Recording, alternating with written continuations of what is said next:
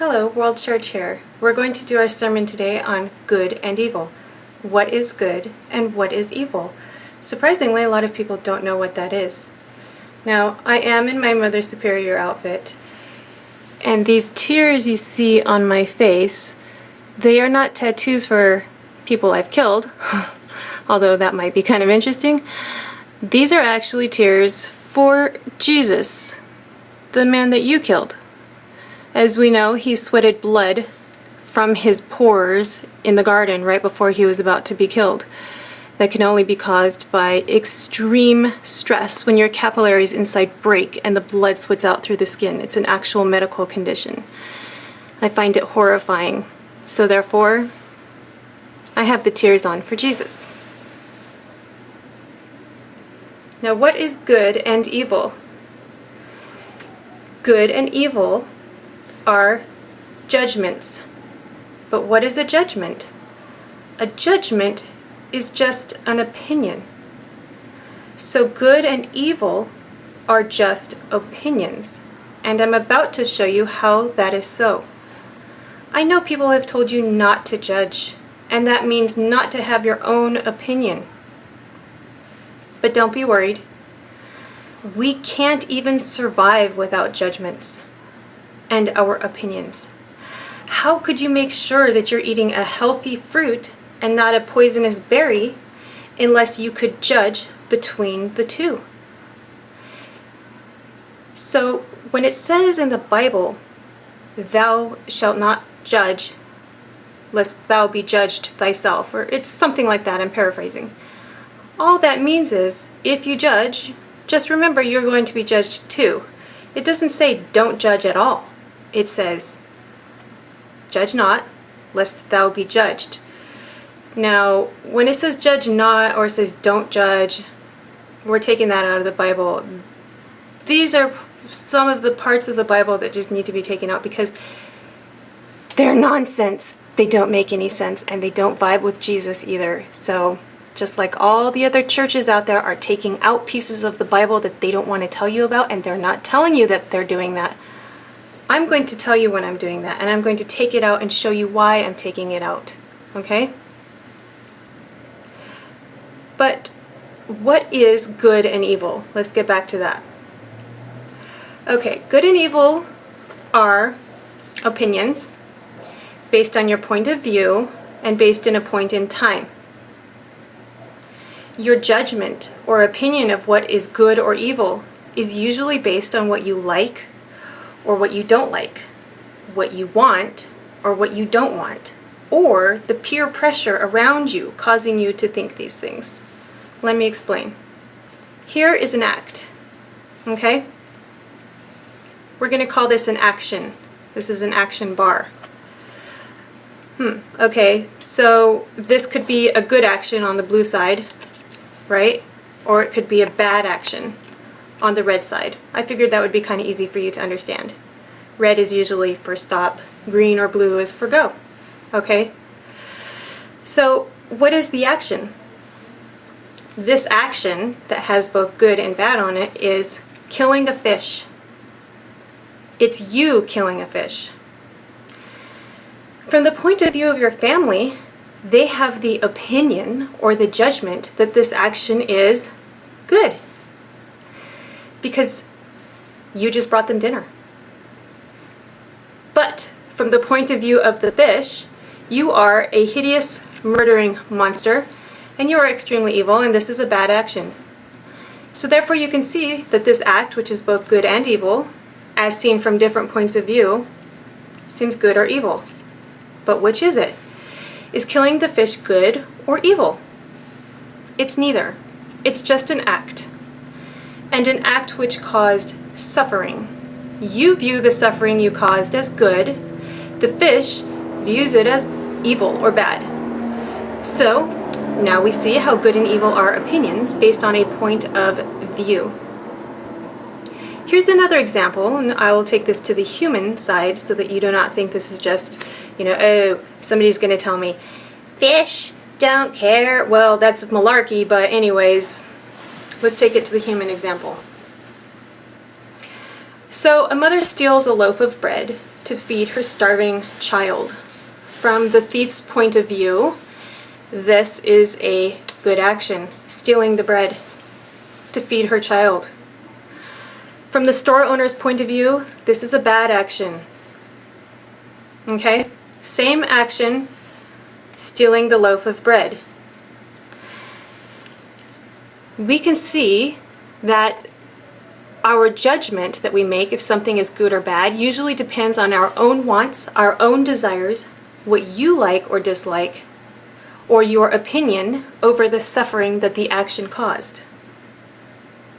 If you're a sadist, you're going to enjoy it. If you feel bad for the suffering, you will not. Sometimes you might even be mixed in opinion. Okay? Now the store owner felt that this was an evil action because the store owner was harmed, lost hard work time, profits, and inventory, and now finds it even harder to feed his own family or her own family. The store owner did not want to have a hard time feeding his or her family, and he or she doesn't like being stolen from. Bad action. Okay, so now we see that good and evil are just a viewpoint, otherwise known as an opinion or a judgment. That means that our opinion on what is good or evil can change due to our perspective, meaning you learned something or grew or changed sides or something. Something happened to change your perspective. It can change due to your opinions changing, and who you are as a person could change your perspective on the action, or who you think you are or are choosing to be. What perspective means is that the way you view something looks different from a different vantage point. Kind of like when you stand on a table, the world looks different from up here, looking down in an airplane or something, than it does down here from a different vantage point. The world may appear very different, and each action may appear very different with more education or more information. Or it may always appear different to different types of personalities of people. So we will always argue over what is good and evil because we are different and we have different perspectives. We see things differently. Some of us don't care at all about things that others do care about. I may care about the fish. You don't give a crap about the fish. And that's the way it is. But there's even another dimension to good and evil. Adding even more fluidity or non-stability to what good and evil is. This is because your opinion of what good and what is evil, what is good and what is evil, is based in a point in time. So it's not just your perspective, it's even based in a point in time. Makes it even more changeable. Our opinion on if something is good and evil can change not only from our perspective or our point of view, it also can change over time. Here's how. Here's time, here's our action. Okay?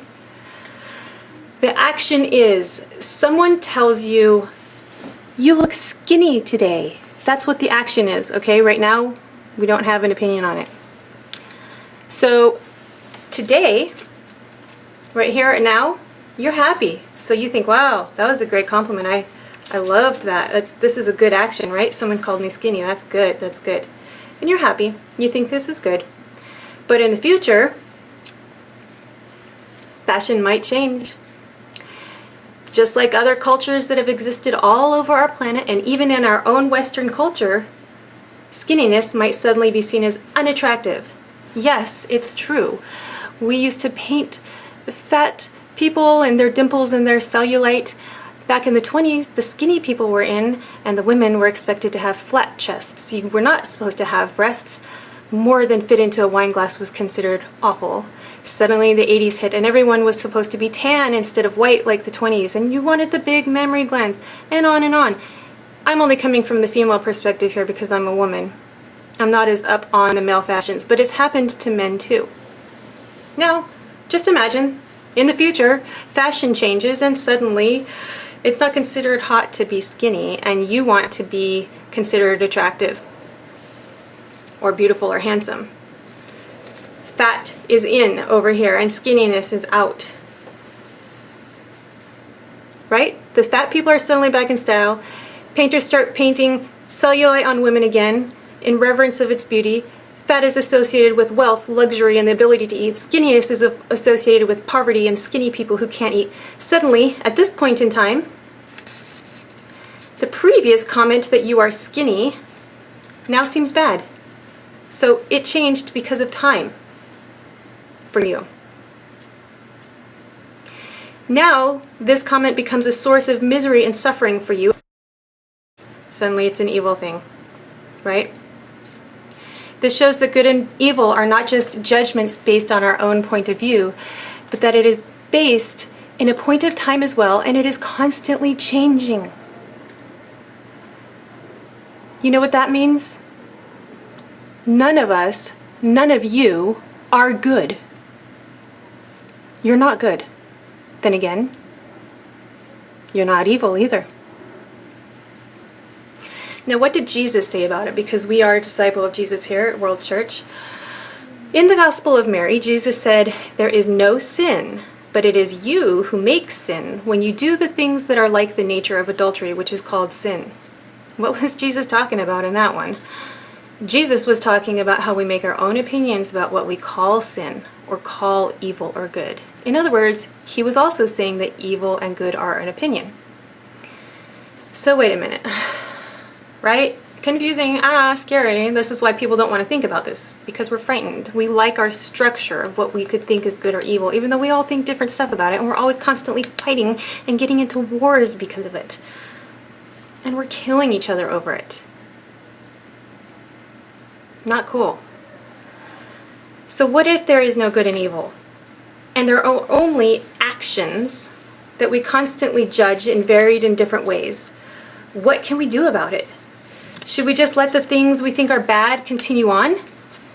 Should we just do nothing? Well, not necessarily. I have noticed that what we do not enjoy and what we therefore call evil is usually something that is causing suffering. If something causes suffering, we usually call this evil. This is unless the action makes us humans feel good. And then usually we are selfish and sadistic, and we decide that our pleasure is more important than another's suffering, and we call it good, even though we're being sadistic. Even if it caused suffering in another species, race, or gender, we don't care.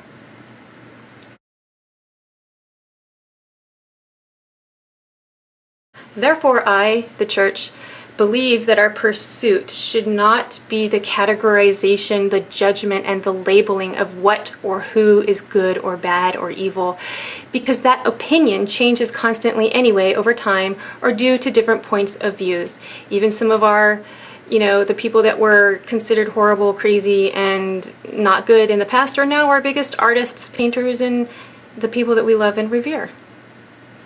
And they're considered very good.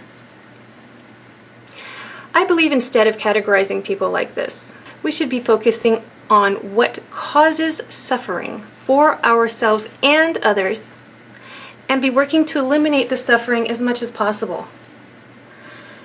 Now, suffering is an intricate part of our dimension, and it won't ever fully be eliminated. Some suffering gives us the ability to feel happiness and pleasure, so it is a part of everything that was created.